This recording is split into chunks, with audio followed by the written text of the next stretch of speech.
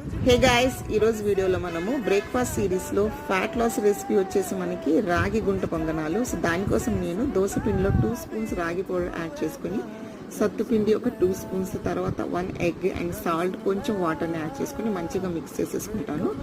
So ఈ మిశ్రమాన్ని పక్కన పెట్టేసి నేను గుంట పొంగనాలు వేసే దాంట్లో నేను ఏం చేస్తానంటే కొంచెం ఘీని 1 డ్రాప్ యాడ్ చేసేసుకొని నేనైతే ఏది మిక్చర్ యాడ్ చేసుకున్నానో ఆ మిక్చర్ని ఇందులో ఫిల్ చేసేసుకుంటాను గైస్. సో తర్వాత నేను కవర్ చేసేసి ఒక 2 to 3 minutes కుక్ చేస్తాను. తర్వాత నేనేం చేస్తానంటే బోత్ సైడ్స్ కుక్ చేయనిచ్చి నేను ఇట్లాగా గోల్డెన్ బ్రౌన్ వచ్చే వరకు నేను గుంట పొంగలాలను కుక్ చేసుకుంటాను గైస్.